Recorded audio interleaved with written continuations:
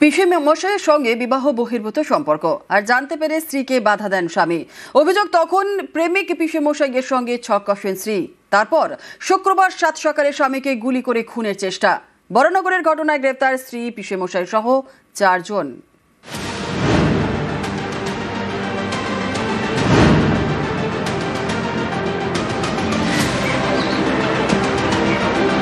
বরানগরের Northern park, এখানকার বাসিন্দা বিকাশ মজুমদার। শুক্রবার 7 সকালে তাকে লক্ষ্য করে হামলা। অভিযোগ, বাইকে করে পৌঁছয় 2 দুষ্কৃতী, একজন গুলি চালায়। অল্পের জন্য প্রাণে বেঁচে যান বছর 55 বিকাশ।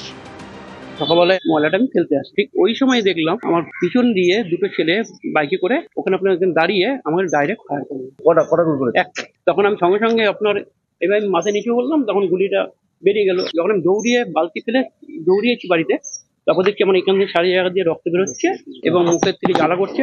হাতে এইখানটায়, বুকে এইখানটায় যে ছিটকিয়েছে বালুটা, মুখ পুরো জ্বালা করছে। কোনো শত্রু নেই আমার সাথে, কোনো শত্রু নেই।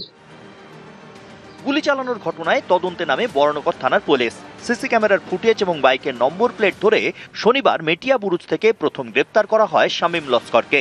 অভিযোগ, সেই গুলি চালিয়েছিল। তাকে জেরা করে মেলে চাঞ্চল্যকর তথ্য। পুলিশের দাবি, তদন্তে জানা গিয়েছে যাকে লক্ষ্য করে গুলি চালানো হয় সেই বিকাশ মজুমদারের স্ত্রী রেখা পাত্র। রেখার পিসেমশাই প্রবীর দে। অভিযোগ, দুজনের মধ্যে বিবাহ বহির্ভূত সম্পর্ক রয়েছে। জানতে পেরে স্ত্রীকে বাধা দেন বিকাশ। অভিযোগ, তখনই স্বামীকে সরাতে প্রেমিক পিসেমশাইয়ের সঙ্গে ছক কষেন রেখা। ভাড়াটে খুনি দিয়ে স্বামীকে লক্ষ্য করে গুলি চালানো হয়। শুক্রবার 7 সকালে বিকাশের ওপর হামলা। অল্পের জন্য তিনি রক্ষা পান। এই ঘটনায় মোট 4 জনকে গ্রেপ্তার করেছে পুলিশ।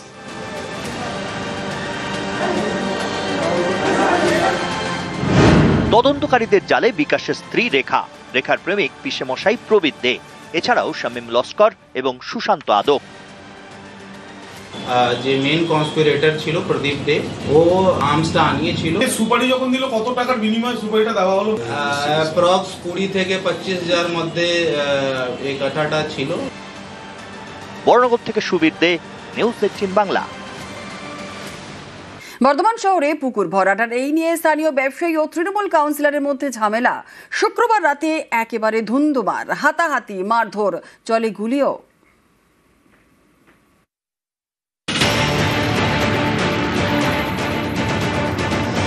পুকুর ভরাটকে কেন্দ্র করে ধুন্ধুমার।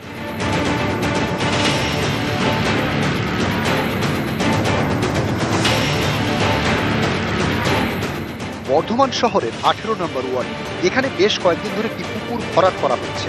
স্থানীয় এক ব্যবসায়ীর দিকে আঙুল তুলেছেন তৃণমূল কাউন্সিলর। পাল্টা কাউন্সিলরের বিরুদ্ধে জায়গা দখলের অভিযোগ ব্যবসায়ীর। এ নিয়ে শুক্রবার রাতে পরিস্থিতি গরম হয়ে ওঠে। ব্যবসায়ীর লোকজন এবং কাউন্সিলরের অনুগামীদের মধ্যে শুরু হয়ে যায় মারামারি।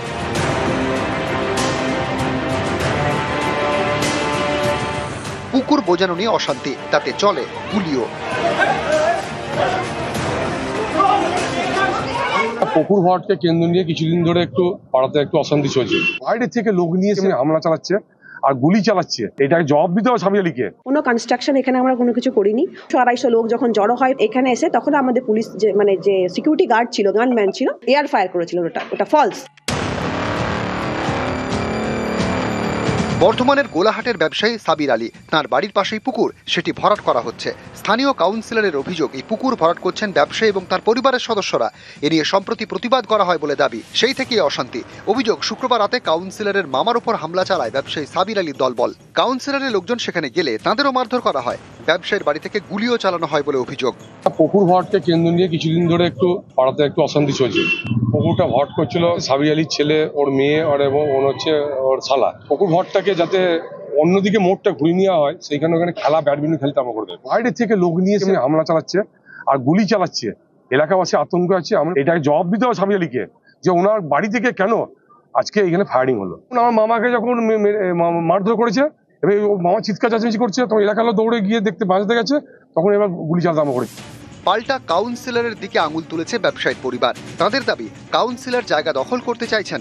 অভিযোগ, এর প্রতিবাদ করায় শুক্রবার কাউন্সিলর তাঁর দলবল নিয়ে বাড়িতে হামলা চালান। ব্যবসায়ীর বাড়িও ভাঙচুর করা হয়। কোনো কনস্ট্রাকশন এখানে আমরা কোনো কিছু করিনি। ওনাদের মেন সূত্রই হচ্ছে জায়গাটা দখল করব। 18 নম্বর ওয়ার্ডের প্রদীপ রহমান, ওদের ফ্যামিলি আমাদের বাড়িতে ভাঙচুর করে, হামলা করে, মারপিট করে। ওনার হাজবেন্ডকে মেরেছে, আমাকে মেরেছে। আমাদের বাড়িতে একটা সিকিউরিটি গার্ড ছিল, ওকে মারতে গেছে। 200-250 লোক যখন জড়ো হয় এখানে এসে, তখন আমাদের পুলিশ যে সিকিউরিটি গার্ড ছিল, গানম্যান ছিল, এয়ার ফায়ার করেছিল। ওটা ফলস। দুপক্ষই বর্ধমান থানায় অভিযোগ জানায়। ধরপাকড় শুরু করেছে পুলিশ। গ্রেপ্তার ব্যবসায়ীর বাড়ির নিরাপত্তা রক্ষী। গুলি চালালে কেন? আত্মরক্ষার জন্য। ক রাউন্ড চালিয়েছিলে? 1 রাউন্ড। কেউ বলেছিল চালাতে? না। বর্ধমান থেকে সন্দীপ পালের সঙ্গে শরদিন্দু ঘোষ, নিউজ 18 বাংলা। হাসপাতাল চত্বরে আবর্জনার স্তূপ, প্রসূতি বিভাগে যাওয়ার রাস্তায় বাথরুমের নোংরা জল, ক্যানিং হাসপাতালে জঞ্জাল যন্ত্রণা।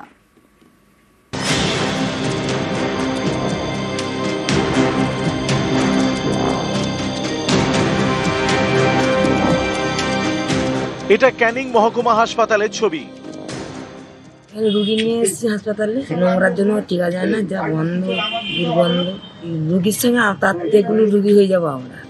দক্ষিণ 24 পরগনার ক্যানিং মহকুমা হাসপাতাল হাজার হাজার রোগীর বড় ভরসা। সে হাসপাতালেরই শিশু বিভাগের পাশে আবর্জনা স্তূপ, দুর্গন্ধে টেকা দায়। সুস্থ মানুষ বসে থাকার মতো পরিবেশ নয়, এতটাই নোংরা চারদিকে পড়ে রয়েছে। রুগীকে সুস্থ করতে এসে আমরা সুস্থ মানুষ আবার অসুস্থ হয়ে পড়ব। শুধু আবর্জনা নয়, প্রসূতি বিভাগে যাওয়ার রাস্তায় বাথরুমের জল, সেই জল পাড়িয়েই যাতায়াত। অভিযোগ, মাসখানেক ধরেই দুর্ভোগ চলছে।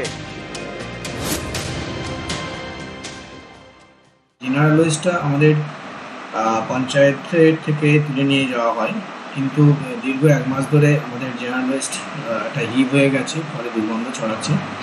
আমি অলরেডি বিডিও সাহেব এবং এসডিও সাহেবকে জানিয়েছি, চিঠি করেছি এবং রিমাইন্ডার লেটারও দিয়েছি।